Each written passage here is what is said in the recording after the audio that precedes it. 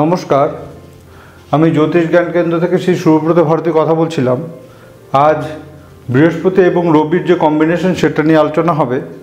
তো বৃহস্পতি রবি এমন একটা গুড কম্বিনেশন জন্মকুণ্ডলীর মধ্যে, যেখান থেকে কিন্তু গভর্নমেন্ট সার্ভিস হয়, হাই পজিশন, হাই র্যাঙ্ক, তারপরে অ্যাজ এ বস হিসাবে কাজ করে, সুনাম খ্যাতি, প্রতিষ্ঠা, প্রতিপত্তি এবং স্থাবর অস্থাবর সম্পত্তি, হ্যাঁ, তারপরে জীবনের মেজর যে সমস্ত চাহিদাগুলি আছে সেগুলি কিন্তু রবি আর বৃহস্পতির কম্বিনেশনে পূরণ হয়। ঠিক আছে, এরা খুব অনেস্ট হয়, স্পিরিচুয়াল হয়, জ্ঞানী হয় এবং হাই প্রোফাইল ফ্যামিলির সাথে বিলংস করে এবং তার সাথে সাথে হাই প্রোফাইল ফ্যামিলির লোকজনরা এদের বন্ধুবান্ধব হয়।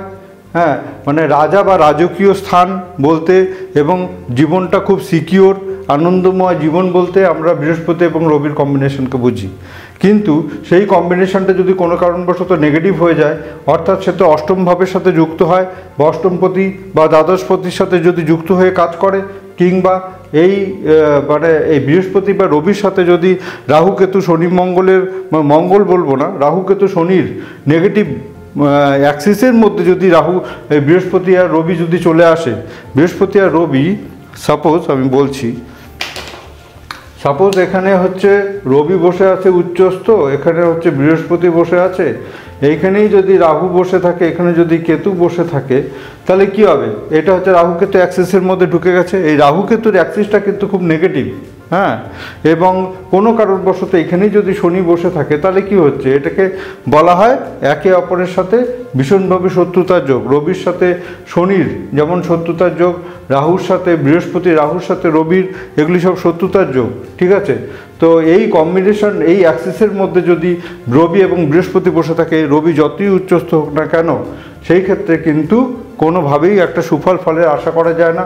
এইবার দেখতে হবে বৃহস্পতি রবি যে ঘরে বসে আছে সেই ঘরের অধিপতি, সাপোজ লগ্ন হচ্ছে এটা, ঠিক আছে, সাপোজ হচ্ছে লগ্ন এটা, ঠিক আছে, এই যে ডিসপোজিটার যদি সাপোজ এটা খুব নেগেটিভ হয়ে থাকে, ডিসপোজিটার সাপোজ ষষ্ঠভাবে বসে আছে, অষ্টমভাবে বসে আছে বা দ্বাদশভাবে বসে আছে, তখন কিন্তু এরা পজিটিভ রেজাল্টের জায়গায় নেগেটিভ রেজাল্ট দেবে।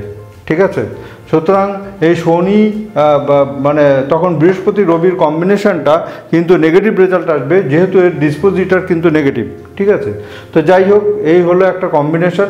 তো এই সময় কি হতে পারে? বদনাম হতে পারে, লস হতে পারে, আইন সংক্রান্ত কোনো ঝামেলা আসতে পারে, কোর্ট কাছারি আসতে পারে এবং সরকারের সাথে কোনো বিরোধ আসতে পারে। ঠিক আছে, এবং এদের মধ্যে অসম্ভব একটা রাগ, জেদ, ডোমিনেটিং নেচার কাজ করে।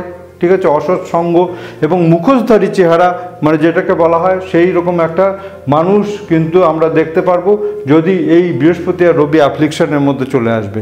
অনেক হাইফাই শো করবে কিন্তু আদতেও তা না।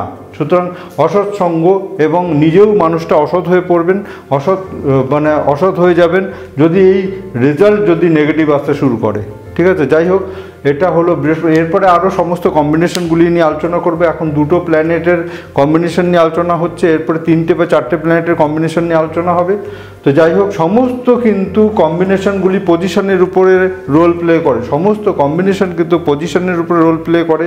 কে কোন পজিশনে দাঁড়িয়ে আছে এবং তার সাথে কোন কোন গ্রহের কম্বিনেশন এখানে ম্যাচ করছে, তার উপরে কিন্তু সমস্ত রকম হিসাবটা আসবে। প্রেডিকশান কিন্তু এখান থেকে এরকমভাবে হবে। কোনো অ্যাস্ট্রোলজিতে কোনো গতানুগতিক ধারায় কোনো প্রেডিকশান হয় না।